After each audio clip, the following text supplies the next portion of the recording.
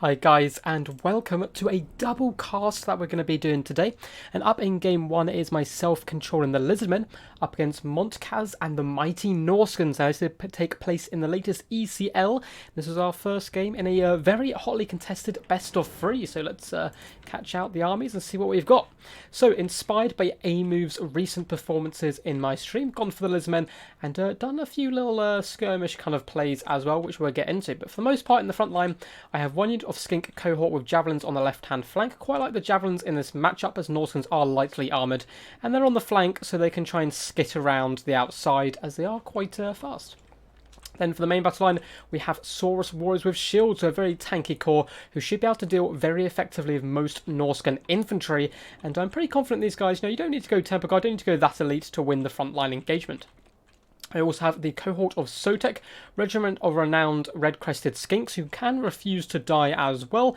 They're just in here to help anchor my battle line. And as you can see, they are currently protecting a skink priest of beast who has brought that manticore summon and flock of doom, which is really good for dealing with those swarming cheap and cheerful Norscan infantry. Now I have brought back an old school classic of the channel which I haven't used in so long, and this is one of the units that I was inspired to bring back, which is the Umbral Tide. So the regiment renowned salamander hunting pack. These guys have stalk, fantastic damage against those big threats, and obviously Norskens known for bringing those mammoths, frostworms and all the nasty beasties. I thought they could do a pretty good job, and if they brought Frog in particular, which I was kind of hoping for a little bit, that fire damage destroys him so quickly. Of course, Famir and so forth also have regeneration and are susceptible to fire damage. For our lordship, we do have Krokgar up on top of the mighty Grimlock, one of, if not my favourite character in Warhammer lore. And the reason I brought him again was for that Hand of the Gods and praying that my opponent bought Frog, so I can just absolutely destroy him with that long-range fire damage. But at the same time, he is very tanky, he can deal with the big monsters, and he can crush Norscan infantry very, very quickly. On the right hand side here we have a Basildon with Solar Engine, a unit I basically never use, so I wanted to start using it. Had a couple of discussions recently with different people, and people seem to think they can work in certain matchups. So once again, long range fire damage, hoping to pin down those skin wolves, which I was suspecting. Skinwolves, of course, have the regeneration, not the Famir that I mentioned earlier. In the back line, we have the Hopak cohort, which are regiment renowned Cold One Spear Riders, and another unit on the left-hand flank. These guys are going to be using defensively, trying to protect the Umbral Tide and the Basildon with Solar Engine as well. Not going to be pushing these guys, as you often see, around the flank, which a lot of people use Cav, but going to be trying to use them a little bit more defensively. As you can see, a couple of shots have already gone by the Solar Engine, and we'll look at the Norscan build here. So we have 3 units of Marauder Horsemen, very good at taking down big, nasty dinosaurs, and generally being a pain of a unit that are very quick and good at harassing. Then in the very back here on his left-hand flank, we have the Moors of Savagery, regiment renowned armoured skin wolves, so of course that regeneration, so they are susceptible to fire, but very good at taking down the large beasties, and will still do a number on Saurus warriors and so forth. Now for his main line, he's gone very wide for a mixture of Marauders, Spearmen, and basic Marauders overall, including the Icehorn Marauders, the regiment renowned version. Not only do they look a little bit more badass, but they're pretty damn tanky, having that beautiful rage mechanic as well, and they're immune to psychology, which will really help them up against Lizardmen, who have so many fear and terror causing units. In the back lines, we have 2 units of Norscan. Oh, no, just one unit of Norscan Ice Wolves. I always like having at least 1 unit of Wolves myself, really good for chasing down routing units and so forth. And then we have the 2 big heavy hitters of the army. We have a Frostworm up in the sky, of course coming with those frost attacks, slowing people down, causing terror and being a general nuisance. And Wolfric the Wanderer on top of his mighty mammoth, of course bringing his boat, and also Hunter of Champions. So without further ado, let's get this battle underway. Looks like there's one other unit of Northern Ice Wolves pushing around the flank. I'm starting to move over my Umbral Tide in preparation for fending off these Marauder Horsemen, but at the same time I see the Frostworm a little bit too close, so I'm going to be pushing these guys forward. Of course my opponent does not know they're here, as they are stalked. We're trying to gain a few cheeky volleys, but he does recognise this quite quickly, takes 1 or 2 shots, but manages to float away without taking too much damage at all. We're pulling that Umbral Tide back.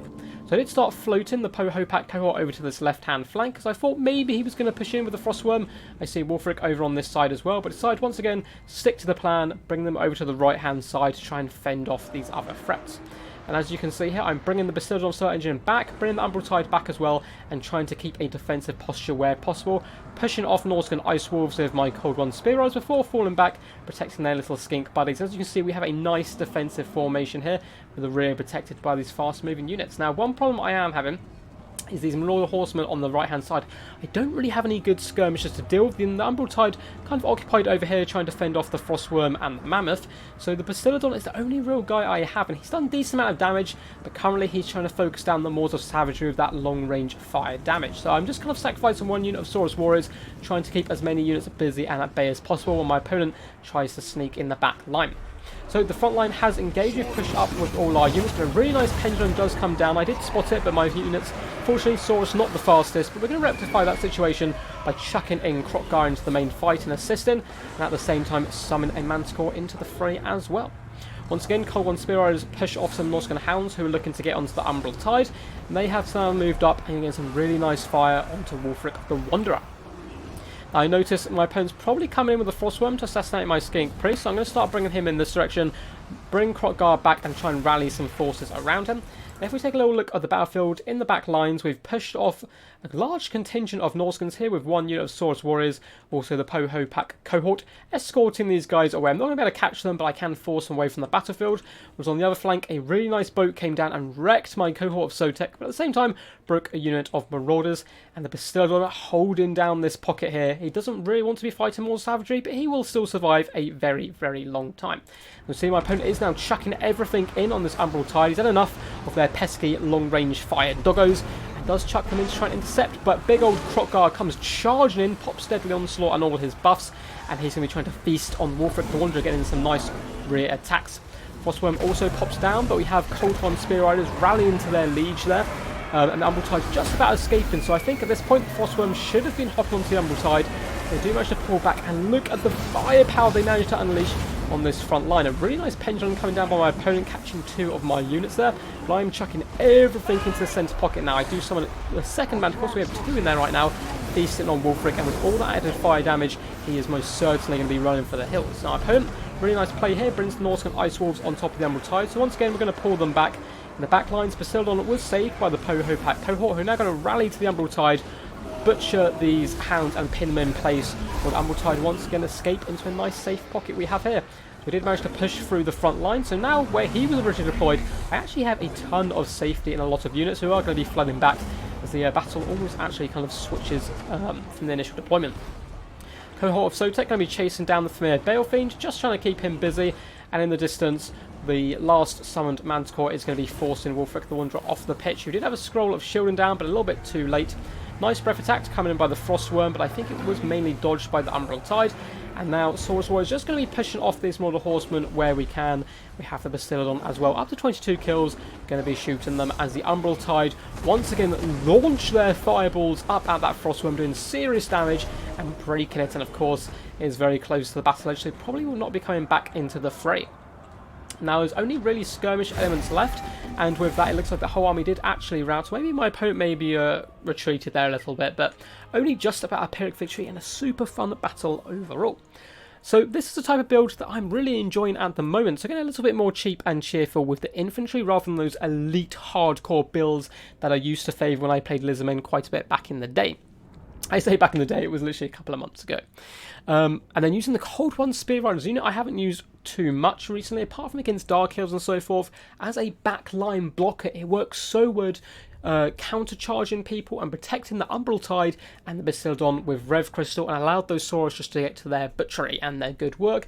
And of course, it's always nice to see Krokgar in action as well. Now, my opponent's build, I think the Marauder Spearman, he's obviously expecting a lot more larger threats than I actually did bring, and unfortunately got run over a little bit by the Saurus Warriors, but very well played to Montkaz, who did in fact go on to win this series 2-1 in two incredibly close games. I cannot stress how good they were, and I may actually get the last one up on the channel as well, which was a high elf mirror match where I went full Rohirrim and brought only Cav units, well, plus a little side dragon. But anyway, let's get into game 2. So we do have a replay sent in by the mighty Capt Tellus, and we'll hop in that and see how it goes.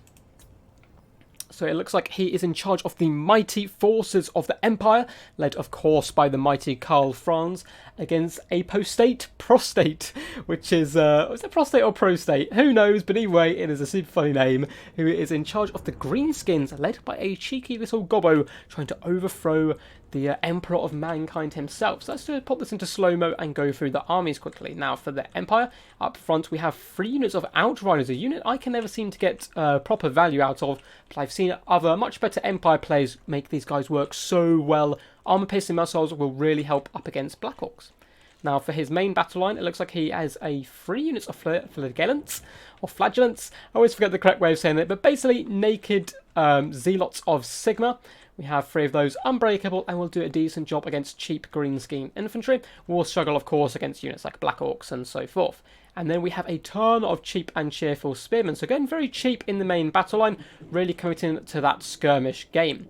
We also have Gotrek up in the front line. Really nice pick, actually, bringing him. We'll be able to deal with Arachnarok Spiders, Cavalry, Azag. So much good utility from this guy. And of course, he will also be a beast up against Black Orcs and so forth. We have 1 unit of Empire Knights on the left flank and 1 on the right flank. Once again, I really like this pick. Cheap and cheerful Cav is all you really need up against Greenskins trying to run them over. And we have the mighty Karl Franz bringing both his Rune Fang and his mighty hammer up on top of Deathclaw here, riding into battle. He is one bad-ass mofo. If I personally probably would not hop on a giant flying beast like this. Now, for the forces of the Greenskins on the left-hand side, we do see some Goblin Wolf Riders who have been escorted by 2 units of Night Goblin Squighoppers, including Durkit Squigs, who are anti-infantry, armor-piercing, poison, all that good stuff. And I just spoke about not wanting to ride the mounts that Karl Franz has. Imagine riding one of these very aggressive meatballs with teeth. It is going to be an absolute nightmare, but the Goblins seem up to the task. Now for his main battle line, he's gone quite cheap and cheerful with Orc boys all across the front line. Backed up though by some nasty Skulkers and a couple of units of Archers, one of them being the Rusty Arrows, who have a really good ability to sunder armour, lowering armour down and allowing everything else to do a bit more damage. With the regiment-renowned Night Goblins in the middle. And backing up this army in reserve, we do have 2 units of Black Orcs, the biggest and the meanest of them all. These guys will tear through pretty much everything the Empire have brought today, but they need to be very careful of those Outriders. We also have 2 units of Trolls with Silver Chevron, which will keep them in the fight a little bit longer, as they do have quite poor leadership, but overall will do very good, especially against those Knights. We have a Night Goblin Shaman for the magic, just bringing only 2 spells here. We have the Vindictive Glare and Night Shroud as well, so it'll be interesting to see how he uses those. And a Night Goblin Warboss on top of a Squig. I'm assuming he has brought Tormentor Sword. He has indeed, which can pin people in place, lowering their melee attack. We also have Get Back here, and of course, Devoir. So let's get this battle underway. So it looks like Outriders just going to be popping up as one of those shots from the Shaman does go down on Karl Franz, and that will stack up over time, although it didn't go through his Wizard. Where is he? Gotrek there. Oh, here he's hiding in the trees. We have a Jade Wizard with Shield of Thorns, Power Stone, and Earthblood. So he does have a little bit of healing for the Mighty King here. Getting some nice focus fire down on the Rusty Arrows. Will be good to get them off the field, but these guys realistically want to be shooting the Trolls and the Black Orcs. They need to deal with these Archer Fire, who have managed to keep them fairly far away. Now, I quite like this play by the Empire coming in and trying to get those freebies on the Orc boys. He has to be careful though, as some nasty Skulkers are coming in. They have a smoke bomb, so nice downhill charge. Sending Greenskins fine, but they need to get out there quick. Nasty Skulks get off their smoke bomb, and it does catch his Empire Knights. Minus 76% speed and charge speed, and they're getting caught and stabbed now by Nasty Skulkers and Trolls. Which is a terrible situation. Almost breaking here. They are starting to waver, and they're so slow at getting away. Look how slow they have become. But there is now some nice Overwatch coming in by the Outriders, doing really decent damage to these Trolls, or it will be once they start actually connecting with their shots a little bit. It looks like the Empire Knights will be getting away with half health, but a little bit of a disaster there. But in retaliation, Karl Franz has found a really nice home in the back lines here, hopping on top of an isolated unit of Black Orcs. That big charge bonus, he is starting to slap these guys around very, very nicely. But the Rusty Arrows now are online, and he needs to get out of there before this big blob does get back on top of him. Looks like the Empire staying fairly static. Oh no, looks like they are going to start to push forward and trying to assist in the skirmish game now. Outriders taking a bit of damage, but it's a bit tit a tat so far. Trolls taking a lot of beating, but they will regenerate. But Black Orcs as well taking a bit of a loss, and it looks like once again trying to use this added mobility of the Empire force here and isolate units in the back line. Empire Knights charging to try and fend off some Goblin Wolf Riders, but they do not want to get picked in by these Trolls. We could well see the Tormentor Sword come in here and pinning these guys in place. But perhaps he is waiting for Karl Franz, and that is in fact going to allow the Empire Knights to escape and pull back. But nice damage coming in by the Rusty Arrows there. Huge work on Karl Franz, who needs to get back to that Wizard and get some healing. Outriders trying their best to Looks like they have broken off the nasty skulkers, but the trolls are going to be running into play. Still 12 models in these guys, so they're going to be healing up very, very nicely. All the damage they've taken so far will heal over time. And then we have the crazy Zealots of Sigma charging against Orc Biggins. Not really where they want to be too much, but Gotrek is trying to assist, beating down a couple of Night Goblins, decapitating that one there in one beautiful swing. And over on the other side, we do have some Orc boys who are slightly isolated and will get overwhelmed. Nice pressure in the back with these Empire Knights. Probably best to come slamming into these Orc boys and completely crush that flank so he can then consolidate his forces where there's a lot more green skin pressure. Karl Franz hopping in here though and shattering those trolls very quickly there, and also breaking off this entire section of the battlefield. But in retaliation, France has taken so much damage by those Rusty Arrows, Savage Orc Arrow boys and all their friends. Gotrek has pushed in through the centre. Looks like he was probably trying to get on top of the Goblin Warboss, who has now just popped the War, and these Black Orcs are going to be going absolutely crazy now, shoveling into the back line, and Franz has taken such a beating. He needs some Earthbloods basically now, otherwise this battle could be turned on its head. Outriders pushing forwards. Looks like they're actually going in for a bit of a charge here on the Black Orcs, probably trying to get back onto a different target, accidentally running into them. But then maybe they're trying to get in there to save Karl Franz and give him a route to escape. But the Rusty Arrows mixed in with the Savage Orc Arrow boys are doing insane amounts of damage with that armor sundering effect. In the back line, we do have some Empire Knights who have been caught by trolls, which is not where they want to be, and they are going to be routing, but they should come back to the main fight. And we do have these little Zealots trying to chase off some Orc boys, but Goblin Wolf Riders will love to shoot those unarmoured naked fanatics all day. And the Goblin Warboss is completely healthy here. The greenskin attack is going pretty well, with the Squig Hoppers finally emerging from the trees over there, and they will munch through these spearmen like it is no one's business. And there's not too many good counters to them left on the field. Empire Knights, for the most part, have been forced off. France has managed to heal up a little bit, but looks like he's taking another shot directly to the face. This Night Goblin Shaman making really good value over the course of the battle. Does pop Foe Seeker now, and will probably charge down into this blob of archers. It really needs to break these guys off, and if there's any Empire Knights left on the battlefield, they need to get involved, even push these Wizard in, and maybe even the Outriders into combat just to shut these guys down. Karl Franz though coming over here and picking on some nasty Skulkers, who are instantly going to break by the looks of it. They are terrified. Goblin Warboss coming in, but this is pretty danger close. Yes, Karl Franz is down 600 health, but he packs an absolutely mean punch. There's the Night Goblin Warboss, slightly squishy fellow there, and as you can see, huge amounts of health going down for him. Over the distance, we have some incredibly healthy trolls chasing off some Empire Knights. So those guys will be pretty key coming back into the late game, I suspect. Outriders popping some shots in, trying to get damage where they can. Looks like Karl Franz does fly up in the air as nasty Skulkers rally to the Night Goblin Warboss there. Frontline going okay for the Empire, considering the amount of Black Orcs there were originally 15 left in one unit, but this unit on the left hand side here, 55 models, is incredibly scary. But Karl Franz can still heal up quite a lot. It just depends how much Winds of Magic the Jade Wizard does have.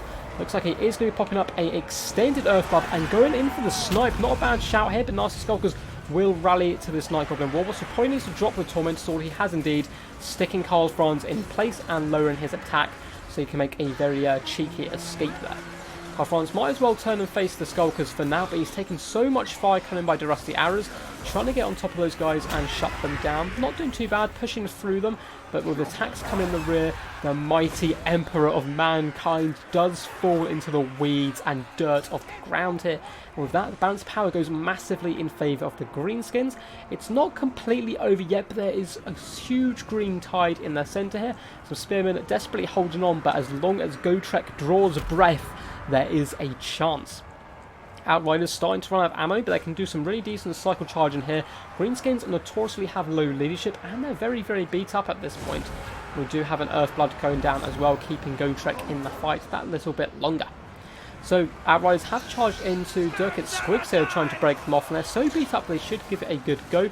The last one's getting some final shots into the Black Orcs, which is a very good pick here. Needs to get those guys as weak as possible to be able to defeat them with late game cycle charges. We do have a Wizard Duel over on the right hand side, and it's not quite what you'd expect. Normally a Wizard Duel, big old blobs of magic being thrown at each other, fire swords, all that good stuff. No, we have a little Night Goblin screaming and chasing a wizard who is cowering and running away, but perhaps he's luring this Night Goblin out of his comfort zone and coming back in for a charge. His horse should be able to stomp on this guy quite effectively, but a late game war coming in going to really help seal the deal here for the Greenskins. Outriders, though, have caused some Goblin Wolf Riders and should be able to tear those guys down, who are almost breaking now. And is this going to be a very unlikely comeback? The Greenskins are starting to falter here, and the Night Goblin Warboss disastrously charged in on Gotrek, and Gotrek was having none of it. He's killed many a Groby in his time, forcing that Night Goblin Warboss into a retreat here, but he may be able to rally. He's up to 325 health, and there's a little bit of distance between him and the board edge. Gotrek trying his best to fend him off, now heading after that Night Goblin Shaman. Outriders trying their best to break off units where they can, shattering this unit of squigs, and the Jade Wizard is still alive to keep this Empire army together. But the main problem here is a full health silver chevroned troll unit, which is going to be coming back into the fray. Only Gotrek here is really good enough to deal with them, but he himself can be dragged down by massive hordes. Looks like he did catch the Night Goblin Shaman for at least a little bit, and has managed to rout him. Now, did the Goblin Warboss completely fall off the battlefield? Looks like he did. So the Empire here might be able to mount a very unlikely comeback. Outriders need to get in here and start doing some cycle charging. Black Orcs, where are you? Are still very healthy though. These Black Orcs and Trolls stacked on top of each other are probably going to be too much for even the mighty legendary Slayer to deal with. The Rusty Arrows moving into combat. They should be pulling back and getting those armor sundering shots in. Jade Wizard looking for a bodyguard in Gotrek. And together they managed to use a bit of a hero core to pull down the Night Goblin Shaman down to just 590 health, trying to retreat through these Black Orcs. But all the Greenskins are routing wherever I see them. Another Earthblood coming down as well, keeping them in the fight a little bit longer. And we do have a rear attack coming in from the Outriders, trying to break this core, just as some Trolls also try and intercept them. But these brave guys will be charging headlong into the Black Orcs, who do turn around and raise their axes in defiance, cutting down horse and man alike. It looks like the Empire, who did a fantastic job bringing that balance of power back to the middle. Jade Wizard is starting to run. More Outriders though piling into the fray, but these Night Goblins are unbreakable, and the Black Orcs do not look like they're fleeing anytime soon. And with the Trolls saturated on top of those guys, I can't see Gotrek bringing this back. But there's some Spearmen who might be able to come in and help. Some Outriders as well, who may be better off chasing off routing units. It's not too much. Maybe come in here and try and help Gotrek what they can with some rear attacks. And the Jade Wizard has rallied, so he may be able to get some healing in here and try and help Gotrek in his final stand. He is designed to kill Trolls, but Black Orcs, once again, he has a lot of AP damage and can pull them down, but they're also very powerful themselves. Looks like the Night Goblin Shaman goes for a bit of a swing and a miss there with his last magic missile attempt. And that Jade Wizard going to be coming in. Oh, hits a tree first of all, but then starts running that guy over. And he should be able to win that duel. He's going to be doing a bit of cycle charging by the looks of it. Let's take stock. We have some Outriders who looks like they're fleeing off the battlefield. Another unit of Outriders being used very effectively here to destroy the Rusty Arrows. And then it is Gotrek versus the world. He has pulled these Black Orcs down a turn on health, and the Trolls are starting to waver. If he can break these guys and chase them off the battlefield with the Outriders, he may just about be able to drag down these Black Orcs with effective cycle charging and Gotrek holding the line. These guys down to 2 leadership here, but back up to 6, 12. It looks like they are starting to rally a little bit. And those Outriders did unfortunately go off the battlefield completely. Goblin Shaman holding firm for now, trying to get another point blank blast in, but he has been pushed to the ground here. So he accidentally cancelled that. And he should be forced off here down to 300 health, and he's about to break. So is that going to have a negative impact on these Trolls, who are down to -1 but back up to 1 leadership? Outriders coming as well, and the Trolls do in fact break. These Outriders need to chase these guys off here. There's so much value in this unit. 10 models, they can get so much healing done. So the Outriders, very good play here, are going to force these guys off, but don't get terrified, lads. Keep going, do it for the vengeance of France. And if we can get any more healing on Gotrek, actually it looks like he is at his healing cap, but the Black Orcs start to run as well. I think the Empire might have been able to do this. Get this with Jade Wizard over here and force these guys off. These Trolls are getting a little bit of distance now. You don't want them to come back. And no, disaster! They rally! They do rally, and they're going to be able to force off these Outriders, and that may rally the Black Orcs as well. But in the meantime, Orc Biggins have shattered. The Rusty Arrows being dealt with by Jade Wizard. But a bit of a disaster here as the Black Orcs do rally. Outriders charging in. They need to pull back and let Gotrek go into combat first and then do some effective cycle charging to try and break this formation again. It won't take too much to break the Black Orcs, but the Outriders do in fact run, and with that the entire Empire army does shatter, apart from Gotrek down to 391 health. He charges in, trying to hold the line. With the balance of power this far in the Greenskins' favour, I can't see the Trolls or Black Orcs retreating anymore. He's going to try his best, Gotrek, smiting one Troll as he is felled to the ground there, but 310 health. Don't think it's going to be quite enough for the mighty Naked Slayer. Is there anything left? The rest of the arrows are still alive, so they can come in and do a bit of shooting as well.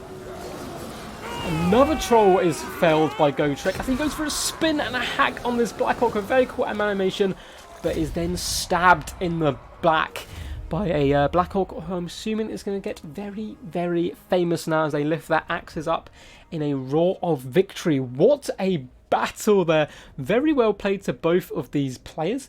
Huge comeback coming in from Captellus after losing Karl Franz relatively early on. Battle didn't seem to be going his way at all, but with some really effective cycle charging and a little bit of dwarf stubbornry, he managed to hold the line and just constantly hammer those greenskins, snipe out their lord, and try and break that army. And he almost had it. Those Trolls just about got enough distance. I think the Jade Wizard needed to come over as well instead of shutting down the Rusty Arrows to try and ensure those guys got pushed off. Because if those Trolls and Black Orcs went off the battlefield, that it was certainly a victory for the Empire. But incredible game. GG to both players, and a big thank you for Captellus for sending in this replay. If you do want to send in replays, please add me on Discord. My name is a Rubber Duck of War. I'll add you to my own private server where you can submit casts and whatnot. Up next, hopefully we should have Consul of Rome and Stormrunner as well, and I believe we have some Papa Palpatine replays as well to cast. I have a lot to get through, so if I don't ever get to yours, please do not be offended. I do pick them a little bit at random, but keep sending them in and I'm sure you'll get up on the channel. So if you did like this, if you did enjoy the content you saw, please do consider giving a like and subscribing. We do tournaments, live streams, King of the Hills, all that good Total War fun stuff. Anyway guys, until next time, peace, and stay awesome.